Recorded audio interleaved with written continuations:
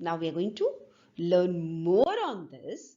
So I am going to balance the chemical reaction. जैसे ये पत्थरों को बैलेंस किया गया है ना, कुछ इसी तरीके से हम केमिकल रिएक्शंस को भी बैलेंस करेंगे. तो बैलेंसिंग करते समय हमें किन बातों का ध्यान रखना पड़ेगा और किस प्रकार से करना होगा, तो चलो इसको हम देखते हैं. केमिकल रिएक्शन को बैलेंस क्यों करना पड़ेगा? Why should we balance the chemical reaction? In order to balance the chemical reaction, the reason behind it is the chemical equations and chemical reactions follow the law of conservation of the mass. What do you understand by the law of conservation of mass? The mass can neither be created nor destroyed in a chemical reaction.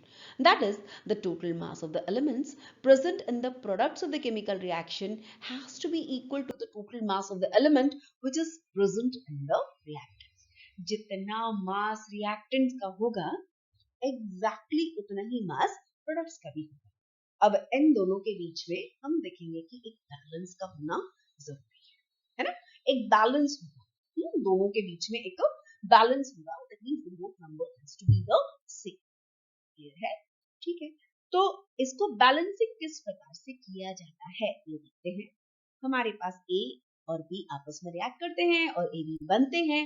Total mass of the elements of the reactants is equal to the total mass of the elements in the.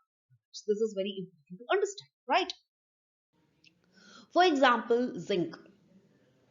Second activity is reacting with sulfuric acid to give you zinc sulfate and hydrogen.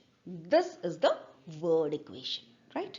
Now let me write it in the skeletal form. Zinc symbol Zn plus H2SO4 gives you zinc sulfate, that is ZnSO4, and that is giving you also the hydrogen. ठीक है. So this is written in the symbolic form. Now the next step is we need to write the number to balance it, right? How to write it? Let us see. So we have to write zinc, the first element. Zinc को लिखा. कितने atom है reactant के side में? ये वाला side आपका reactant side है. तो कितने एटम है जिंक के? तो आप बोलोगे एक. अब आइए आप प्रोडक्ट के साइड में और देखें कि जिंक का कितने एटम्स हैं आपके रिएक्टेंट साइड में. तो बेटा जब देखोगे तो ये भी एक है. तो जिंक तो बैलेंस हो गया. रिएक्टेंट साइड में भी एक और प्रोडक्ट साइड में भी एक ही है ना?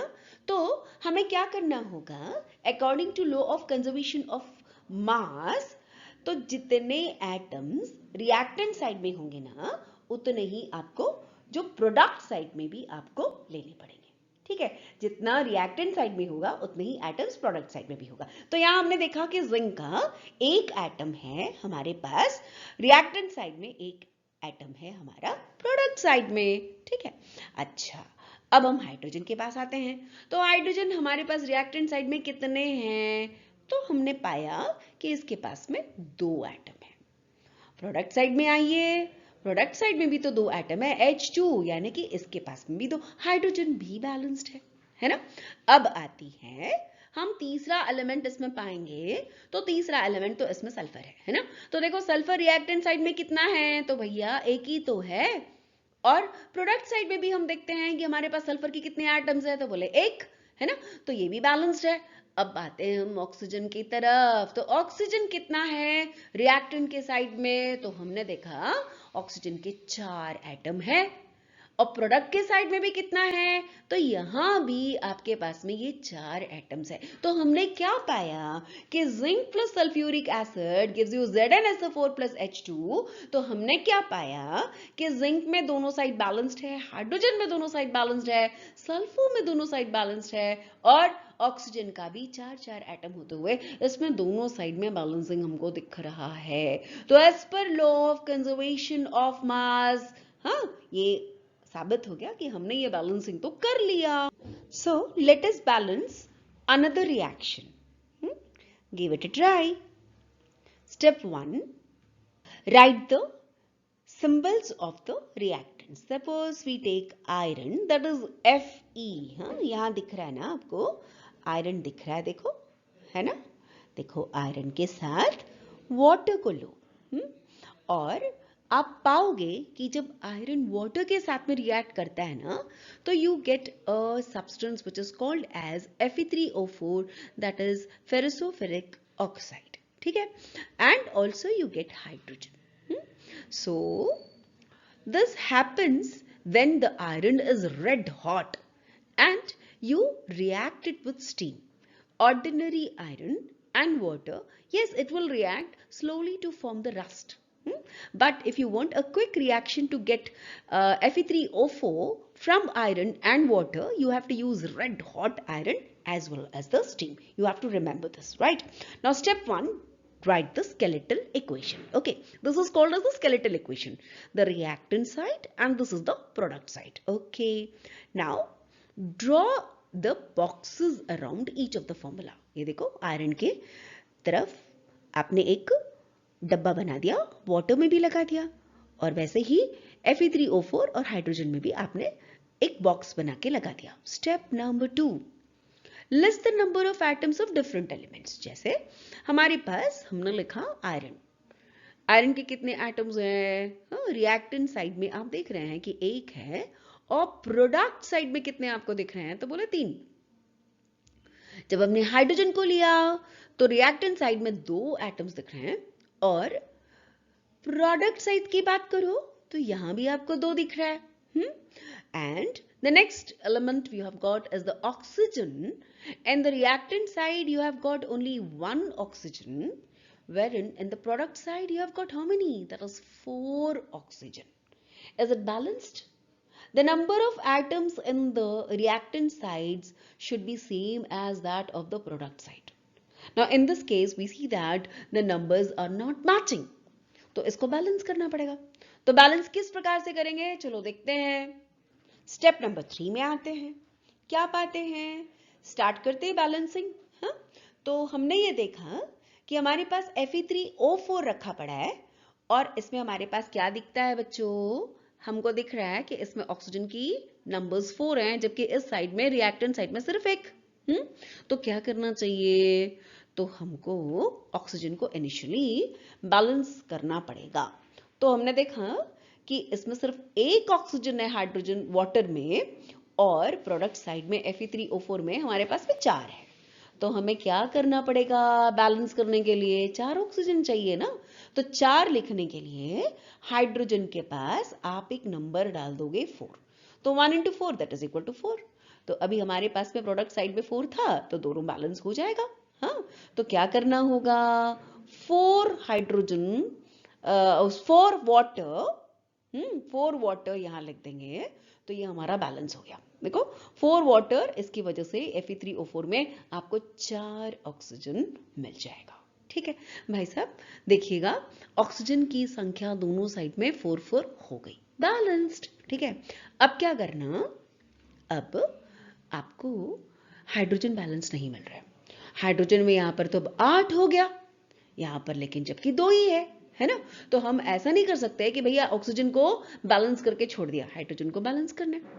ठीक है, तो वो कैसे करें, तो इसके लिए स्टेप 4 में हम करेंगे हाइड्रोजन को पार्टली बैलेंस्ड इक्वेशन में. एटम्स हाइड्रोजन में अभी कितना है हमारे पास, इनिशियली 8, 4 2 8, किसमें, रिएक्टेंट साइड में.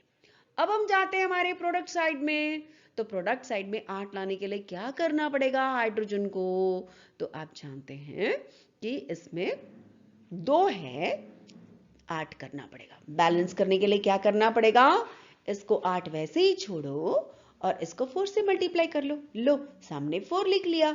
अब हमारा ऑक्सीजन बैलेंस हो गया और हाइड्रोजन भी बैलेंस हो गया. ठीक है, चलिए अब आते हैं हम, आयरन बचा है. तो आयरन के लिए कितना है बेटा, यहां देखो स्टेप नंबर 5, आयरन. आयरन को कैसे बैलेंस करें, आपको पता है यहां पर हमारे पास इनिशियली रिएक्टेंट्स के साइड में सिर्फ एक ही आयरन है, प्रोडक्ट के साइड में कितना दिख रहा है आपको, 3 दिख रहा है. तो बैलेंस हुआ क्या, तो बोले नहीं हुआ. तो बैलेंस करने के लिए क्या करना पड़ेगा? तो आयरन को आपको 3 लिखना पड़ेगा, 1 into 3। हाँ, हो गया। अब देखिएगा यहाँ पर ऑलरेडी 3, तो दोनों बैलेंस हो गया। तो आपने क्या देखा कि 3 आयरन, यहाँ भी 3 आयरन, यहाँ पर 4 ऑक्सीजन, यहाँ भी 4 ऑक्सीजन, यहाँ 8 हाइड्रोजन, यहाँ पे 4 2s are 8. So each of the element is now balanced. Now this is a balanced chemical equation. है ना? According to law of conservation of mass, what you should do is you should have equal number of atoms on the reactant side as well as the product side. Clear? Okay. Step 6. Check the correctness and then done. And this method is called as the hit and trial method. हाँ, आपने कोई formulas नहीं use किया, अब बस hit and trial method से कर रहे हो। ये एक मेथड है जो हमको क्लास 10 में करना है, ठीक है? इतने में छोड़ दें कि और उसको अच्छा बनाए। तो इस रिएक्शन को और इंफॉर्मेटिव बनाने के लिए हमें जब भी केमिकल रिएक्शंस लिखते हैं उसके फिजिकल स्टेट्स भी हमको लिखना चाहिए।